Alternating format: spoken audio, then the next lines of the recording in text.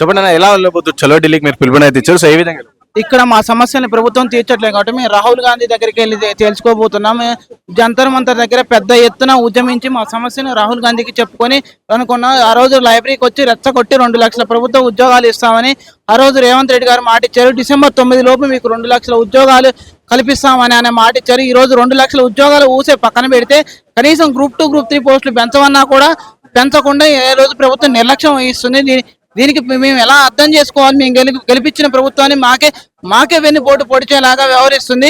మేము టీఎస్పీఎస్సీకి పెద్ద ఎత్తున ముట్టడిచ్చినా కూడా ఒక మంత్రి రెస్పాండ్ కాలేదు, ఒక ఎమ్మెల్యే రెస్పాండ్ కాలేదు. సీఎం ఈ రోజు పాలమూరు నిరుద్యోగుల చదువు రానులు సన్యాసులుగా మాట్లాడుతూ ఉన్నాడు. అదే సన్యాసుల్ని నువ్వు వెంట తిప్పుకొని గెలిపించుకున్నావా? ఏం మాట్లాడుతున్నావు రేవంత్ రెడ్డి? నీకు డేట్లు ఇచ్చే ముందు తెలియదా ఓవర్లాపింగ్ అవుతున్నాయని?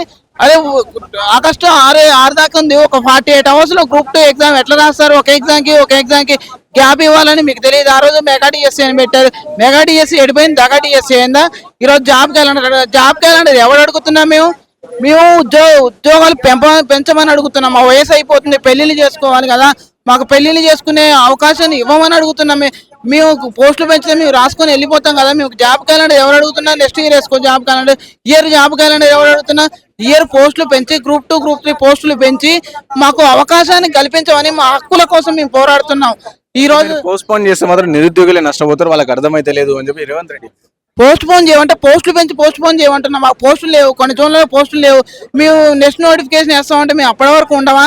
ఇప్పటికే నష్టపోయాం. గత టీఆర్ఎస్ పార్టీలో 9 సంవత్సరాలుగా నోటిఫికేషన్ లేక వాళ్ళు ఉద్యోగ నోటిఫికేషన్లు ఇవ్వట్లేదని మేము ఊరూరు తిరిగి మీ ప్రభుత్వాన్ని గెలిపించాం. ఎందుకు గెలిపించాం మీ ప్రభుత్వాన్ని? మీరు ఉద్యోగాలు వేస్తుందనే కదా మీ ప్రభుత్వాన్ని గెలిపించింది. మీరు కూడా వాళ్ళలాగా నైజాం రజాకార్ లాగా వ్యవహరిస్తే మీకు చూస్తూ ఊరుకోవడానికి మాకు సహనం లేదు. మేము కూడా పెద్ద ఎత్తున ఉద్యమించాలని మేము అనుకుంటున్నాం. తెలంగాణలో పట్టించుకొని మీ నిరుద్యోగ సమస్యలు ఢిల్లీలో పోయి రాహుల్ గాంధీ ముంగడ చేస్తారు, రాహుల్ గాంధీ పట్టించుకుంటారని గ్యారంటీ? మేము తీసుకొచ్చిన ప్రభుత్వం ఇది. మేము అధికారంలో తీసుకొచ్చాం, వాళ్ళకి అధికారంలో వచ్చే అవకాశం లేదు. ప్రతి నిరుద్యోగి పాదయాత్ర చేశారు, ప్రతి గ్రామానికి వెళ్ళి అయ్యా అవ్వ కాళ్ళు పట్టుకొని మేము కాంగ్రెస్ ప్రభుత్వం అధికారంలోకి వస్తే మాకు ఉద్యోగాలు వస్తాయని మేము ఆ రోజు తిరగడం చేయబట్టి మేము కాంగ్రెస్ ప్రభుత్వాన్ని గెలిపించి, అదే కాదు రాహుల్ గాంధీ ఉన్నారు 2 లక్షల ఉద్యోగాలు ఖాళీగా ఉన్నాయి, మేము అధికారంలోకి రాగానే 2 లక్షల ఉద్యోగాలు వేస్తామన్నారు.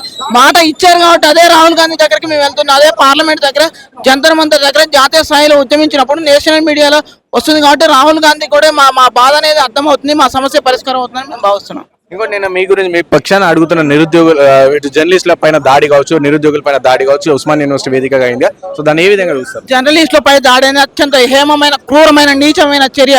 అది ఒక జర్నలిస్ట్ అనేది ఒక శాటిలైట్ ఛానల్ పైన దాడి చేయడం అనేది అత్యంత హేమమైన చర్య. దీన్ని ఖండిస్తున్నాం, తీవ్రంగా ఖండిస్తున్నాం. ఒక నిరుద్యోగులపై కూడా దాడిని మేము ఖండిస్తున్నాం. మాకు స్వేచ్ఛ ఉంది, జీవించే హక్కు ఉంది, 19 ఆర్టికల్ ఉంది, భావ ప్రకటన స్వేచ్ఛ ఉంది, మేము ధర్నాలు చేసుకునే హక్కు ఉంది, శాంతియుతంగా సమావేశం అయ్యే హక్కు ఉంది. మా హక్కులకు భంగం కలిగిస్తే మేము జాతీయ స్థాయిలోనైనా ఉద్యమిస్తాం, కోర్టులోనైనా ఉద్యమిస్తాం. జర్నలిస్టు పై దాడిని తీవ్రంగా ఖండిస్తున్నాం.